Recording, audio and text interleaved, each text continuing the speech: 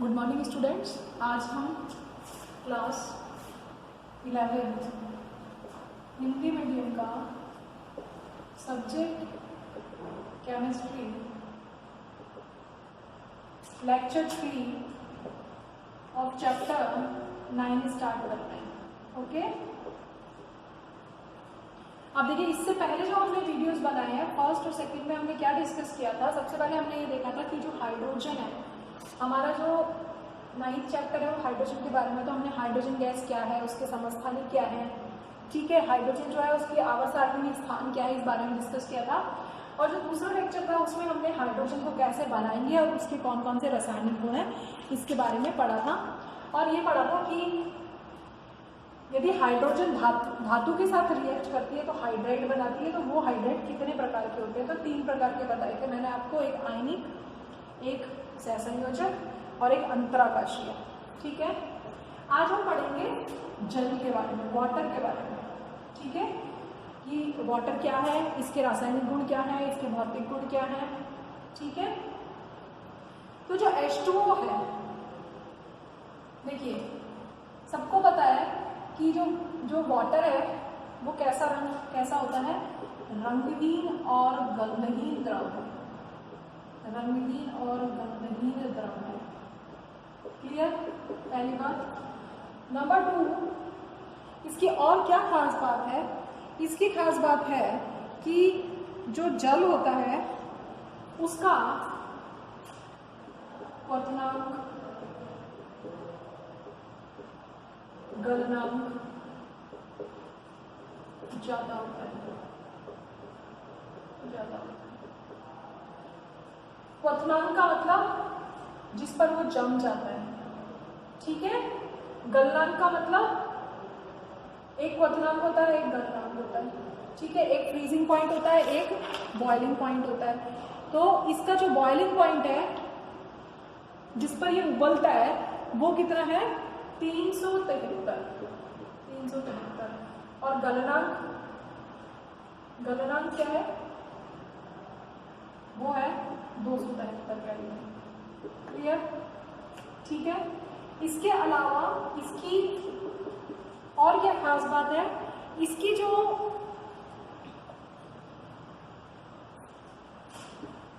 वाष्पन की ऊष्मा है, वाष्पन की ऊष्मा, गलन की ऊष्मा, विशिष्ट ऊष्मा, वो सारी चीजें, वो सारी जो है वो ज़्यादा होती है। यानी वाष्पन की ऊष्मा भी ज़्यादा होती है, गलन की ऊष्मा भी ज़्यादा होती है, विशिष्ट ऊष्मा भी इसकी ज़्यादा होती है। और इसकी जो सबसे खास बात है जो कि इसको इम्पॉर्टेंट बनाती है कि ये हाइड्रोजन बंध बनाता है। हाइड्रोजन जो है वो बंध बनाती है, हाइड्रोजन बंध। तो इस हाइड्रोजन बंध के कारण ही जल जो है वो क्या है, एक यूनिवर्सल सॉल्वेंट है, मतलब विलायक है, एक बहुत ही अच्छा विलायक है, सार्वत्रिक विलायक है, मतलब सार्वत्रिक विलायक है। ठीक है, क्यों है, क्योंकि जो जल है उसका स्थिर डाइइलेक्ट्रिक कांस्टेंट जो होता है, उसका डाइइलेक्ट्रिक कांस्टेंट, जो डाइइलेक्ट्रिक कांस्टेंट होता है, स्थिरांक होता है, वो बहुत ज्यादा होता है, स्थिरांक ज्यादा होता है इसका। और डाइइलेक्ट्रिक स्थिरांक ज्यादा होता है तो और क्या चीज ज्यादा होती है, डाइइलेक्ट्रिक स्थिरांक ज्यादा है इसका। और ये क्या होता है, ये आप कह सकते हो ये पोलर होता है, ध्रुवित होता है। ध्रुवित कैसे होता है, ये हाइड्रोजन है, ये ऑक्सीजन है, ये हाइड्रोजन है। ऑक्सीजन की इलेक्ट्रोनेगेटिविटी ज्यादा, तो इस पर माइनस चार्ज है, हाइड्रोजन पर प्लस चार्ज है, तो इसके कारण ये क्या होता है, ध्रुवित होता है। समझ में आ रहा है, तो इसका डाइइलेक्ट्रिक स्थिरांक जो है वो ज्यादा है। क्लियर। अब आप इसकी संरचना के बारे में देखो कि जो यदि हम जल के अणु की संरचना के बारे में देखें तो ये कैसा होता है, वी शेप होता है, मुड़ा हुआ, आप ऐसे कह सकते हो, मुड़ा और कोणीय, आप ऐसे कह सकते हो, मुड़ा हुआ या कोणीय। कैसे होता है, इस तरीके से होता है। इसके पास 2 लोग होते हैं, ऐसी इसकी संरचना होती है। इसका कोण जो है वो 104 डिग्री का होता है दोनों हाइड्रोजन के बीच में। ठीक है, और ये जो डिस्टेंस होती इसकी, ये जो इसकी डिस्टेंस है ये होती है 95.7 पिकोमीटर होती है। और इसका संकरण कैसा होता है, sp3 होता है इसका संकरण। तो कोणीय संरचना है, मुड़ा हुआ है, वी शेप है और इसकी संरचना ऐसी होती है। ठीक है, अब जब आप इसकी संरचना के बारे में पढ़ते हैं तो अब आप देखो ऑक्सीजन का विन्यास क्या है, 1s2 2s2 2p4। तो संयोजकता कोश का विन्यास देखिए 1 2 3 और 4। ठीक है, अब तो एक हाइड्रोजन इसके साथ जुड़ जाता है, एक हाइड्रोजन इसके साथ जुड़ जाता है। तो ये जो संकरण होता है ये कौन सा संकरण है, sp3 है, जिसमें 2 लोन पेयर है, 2 एकाकी युग्म है। ये क्या है, ये एकाकी युग्म है। ठीक, और ये कैसे है, ये बंधी युग्म है, बंधी युग्म है। ठीक है, समझ में आ रहा है। अब आप देखो क्या होता है कि जो जल है वो क्या दिखाता है, साम्य दिखाता है। ये तो द्रव अवस्था है, ये इसकी ठोस अवस्था है और ये वाष्प अवस्था है, ये तीनों में क्या दिखाता है, साम्य दिखाता है। ठीक है, साम्य में होता है। ठीक, ठोस, द्रव और गैस, इसको आप कह सकते हो द्रव।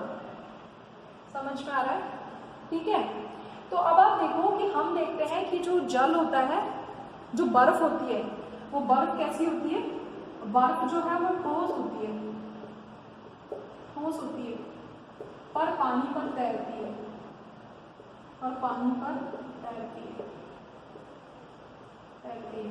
क्यों, तो बर्फ ठोस है, आप कंकड़ को पानी पर डालोगे तो कंकड़ तो नीचे बैठ जाता है, लेकिन बर्फ ठोस होने के बावजूद भी पानी पर तैरती रहती है। क्यों? क्योंकि बर्फ का घनत्व कैसा होता है, कम होता है, बर्फ का घनत्व कम होता है। अब आप देखो जब बर्फ ठोस होती है तो उस टाइम पर इसकी संरचना कैसी होती है। ये जो एक ऑक्सीजन है, ये देखो किस तरीके से जुड़ी हुई होती है, ये हाइड्रोजन से, ये एक H और ये एक H। ये जल का अणु है, जल के 2 बंध तो कैसे हैं, सहसंयोजक है। ठीक है, और ये बंध कैसे हैं, हाइड्रोजन बंध। इस तरीके से ये जो ऑक्सीजन है ये कैसे बंध बना रही है, ये चतुष्फलकीय रूप में होती है। किस रूप में होती है, चतुष्फलकीय रूप में होती है। चतुष्फलक हो गया ना, ये समझ में आ रहा है। और ये ऑक्सीजन जो है वो किस तरीके से अरेंज होती है, आप देखो कि ऐसे अरेंज होती है।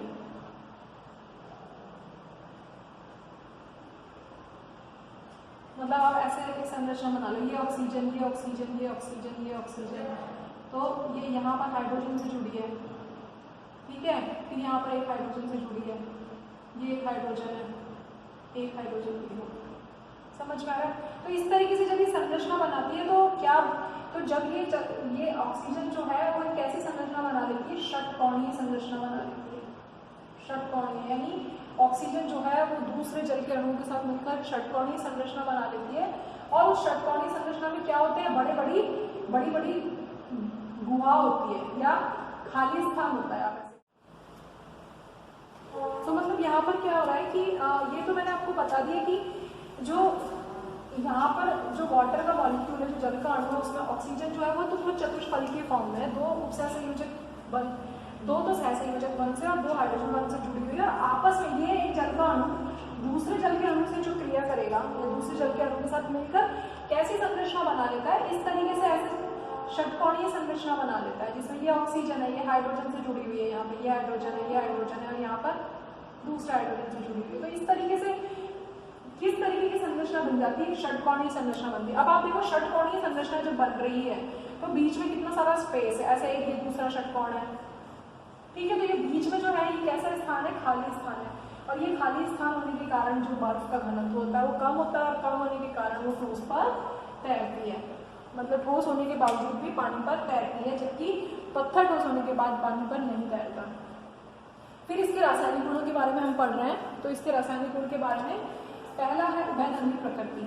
उभयधर्मी प्रकृति में क्या है, ये अम्ल की तरह भी काम करता है क्षार की तरह भी काम करता है। ठीक है, अम्ल की तरह काम कैसे करता है, देखो जल का अमोनिया के साथ अभिक्रिया कराएंगे, तो जब जल की हमने अमोनिया के साथ अभिक्रिया कराई तो ये एक एच इसको दे रहा है, ये एक एच दे रहा है, तो जो देता है वो कौन होता है, अम्ल होता है, और ये कौन हो गया, क्षार हो गया। तो जल ने कैसे काम किया, अम्ल की तरह काम किया। यहाँ पर हमने जल की H2S से अभिक्रिया कराई, इसने यहाँ पर इसने इसको दिया HN, तो इसने HN दिया तो ये अम्ल हो गया, तो ये अम्ल हो गया, तो ये क्या हो जाएगा, क्षार हो जाएगा, हाइड्रोजन आयन फॉर्म हो जाएगा। ठीक है, तो ये उभयधर्मी प्रकृति हो गई। दूसरा है हाइड्रेट निर्माण। दूसरा है हाइड्रेट निर्माण। हाइड्रेट निर्माण का मतलब ये जल के अणुओं के साथ बंध बनाता है। बंध बनाता है तो देखो, एक तो उपसय संयोजक जल यौगिक होते हैं। उपसय संयोजक जल यौगिक का मतलब जहां पर जल उपसय संयोजक बंध से जुड़ा हो, जैसे क्रोमियम के साथ जो जल का अणु जुड़ा है, ना तो उसने आयनिक बंध बना रखा है, ना उसने सहसंयोजक बंध बना रखा है, उसने कौन सा बंध बना रखा है, उपसय संयोजक बंध बना रखा है। क्लियर। दूसरा है अंतराकाशीय जल।